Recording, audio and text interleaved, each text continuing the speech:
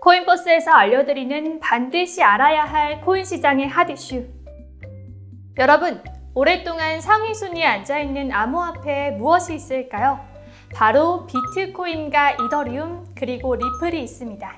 이들은 3대장 암호화폐로 불렸었는데요. 이 중 리플은 많은 투자자들에게 지지와 원망을 함께 받는 상품이기도 하고, 리플로 수익을 만든 투자자가 투자의 귀재다라는 말이 있을 정도로 시장 상황과는 무관하게 움직이는 것으로 유명합니다. 한마디로 다른 암호화폐들이 죄다 상승장일 때 혼자 하락장이거나 뜬금없이 올랐다가 뜬금없는 속도로 하락하는 경우가 많다는 건데요. 그런데 현재 리플은 소송건으로 인해 계속해서 하락기를 걷고 있습니다. 3대장 암호화폐 중 하나였던 리플이 도대체 뭐 때문에 소송에 휘말린 거야? 라고 생각이 드실 겁니다. 도대체 무엇으로 인해 리플이 악재에 시달린지에 대해서 한번 알아보도록 하겠습니다.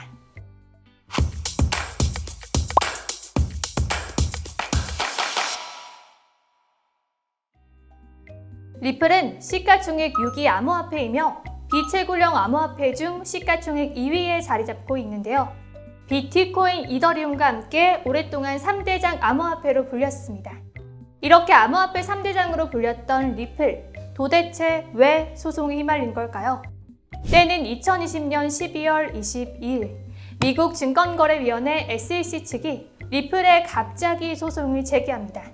SEC가 리플에 소송을 제기한 이유는요, 리플코인의 발행사인 리플랩스 CEO인 브래드 갈링하우스, 리플랩스 공동 창업자 겸 전 CEO인 크리스 라슨이 7년간 등록하지 않은 증권을 판매했다는 건데요.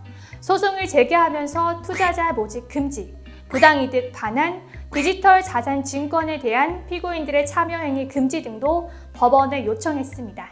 이 리플코인이 증권으로 분류되는데 리플랩스는 리플코인을 증권으로 SEC에 등록하지 않고 투자자들에게 팔았다고 보고 있기 때문에 소송을 했던 겁니다.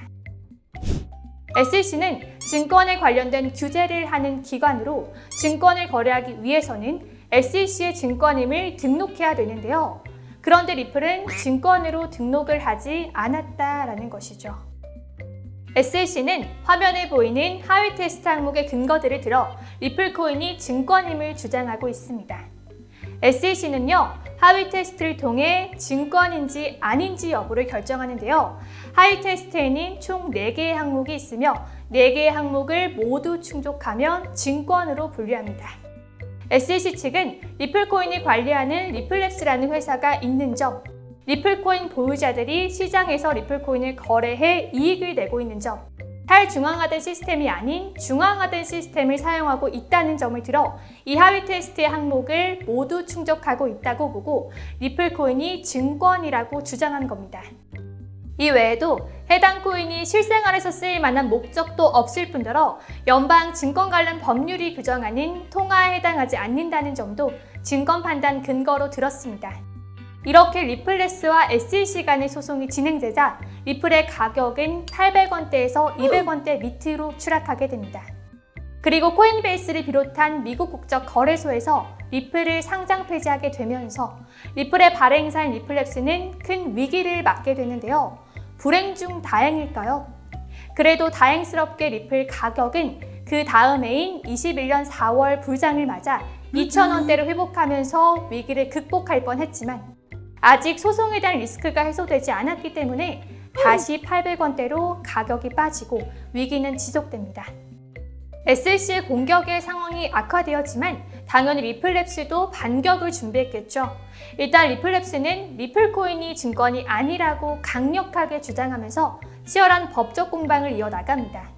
덕분에 일방적인 SEC의 승리로 끝날 것 같던 싸움이 거의 동등한 입장으로 변하기 시작하는데요.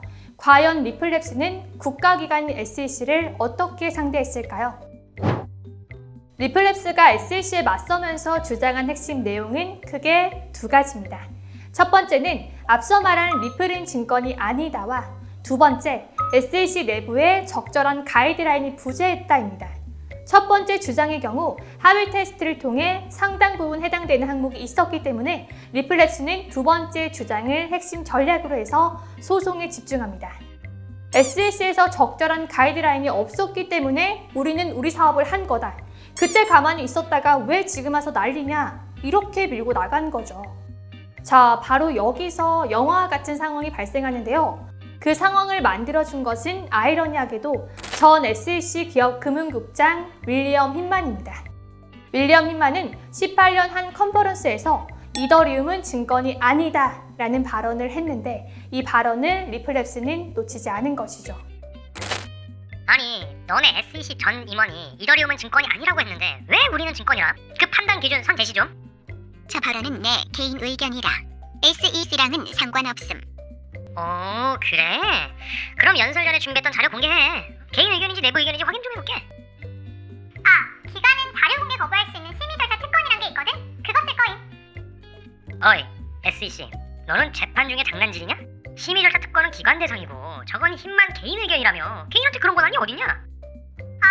그렇지. 근데 힘만은 그러니까 몰라. 리플랩스의 논리 공격에 SEC가 궤변만 내려놓자 결국 소송의 주도권이 넘어갈 수 있는 상황이 온 겁니다.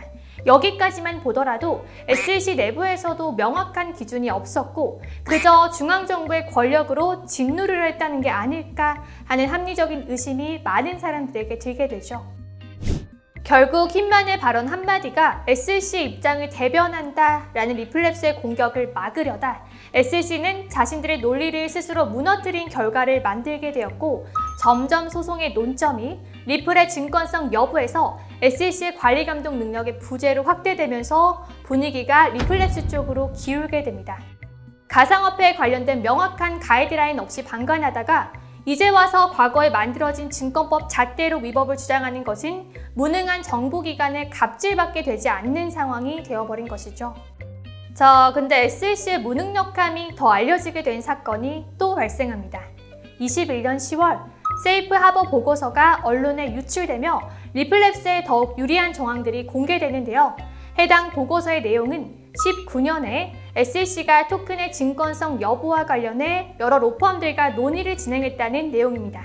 이 말인 즉슨 18년 윌리엄 힌만의 발언 이후인 19년까지도 토큰의 증권성 해당 여부에 관한 정확한 기준이 없었으며 당연히 관련 기업들에게 이와 관련한 정당한 가이드라인 또한 제시되지 않았음을 증명하는 자료인 것이죠. 이런 상태로 SEC의 대응이 이어지자 일각에서는 리플랩스 쪽으로 승기가 많이 기울고 있다고 여론이 만들어지고 있는데요. 일반인 시각에서만 보더라도 SEC의 업무 수행과 소송 전에서의 대응은 아마추어였습니다. 그럼에도 불구하고 당시 전문가들은 법원의 판단이 나오기 전까지는 어느 쪽이 승리할 것인지 정확하게 예측할 수는 없다라고 얘기했는데요. 갑자기 법원에서 리플랩스의 주요 전략인 공정고지 항변, 즉 SEC의 관리부실 책임에 대한 주장을 기각할 수도 있었기 때문이죠. 만약 리플랩스의 주장이 기각이 된다면 승기는 다시 SEC 쪽으로 급격하게 기울 수도 있었죠. 하지만 SEC가 너무 아마추어였다는 걸 법원도 인지했던 걸까요? 결국 공정고지 항변은 인정되었고 리플은 SEC보다 훨씬 유리한 위치에 놓이게 됩니다. 이제는 이더리움이 증권이 아니라면 리플도 증권이 아니다 라는 전제가 생기게 되었고 이 명제는 곧 리플이 증권이면 이더리움도 증권이다 라는 명제가 되는 것이죠. 그래서 얼떨결에 사실상 전체 코인 생태계와 연결되어 버렸습니다. 자, 여러분 생각해보세요. 만약 이제 와서 SEC가 승소하게 되면 이더리움 재단과 이더리움을 보유한 수많은 사람들을 대상으로 소송을 또 시작해야 되는데 이게 감당이 되겠습니까? 그래서 최근에는 SEC와 리플랩스가 양측 합의를 볼 수 있다는 얘기들도 솔솔 나오고 있는데요. 거의 1년 반 가까이 끌어온 리플 소송 사건이 이제는 제발 원만하게 해결되어 혹한의 코인 생태계를 녹여줄 따뜻한 호재가 되었으면 좋겠습니다. 자, 오늘 영상은 여기까지고요. 앞으로 여러분들이 성공적인 코인 투자를 할 수 있도록 코인버스에서 함께 도와드리겠습니다. 다음 영상에서 또 만나요. 안녕.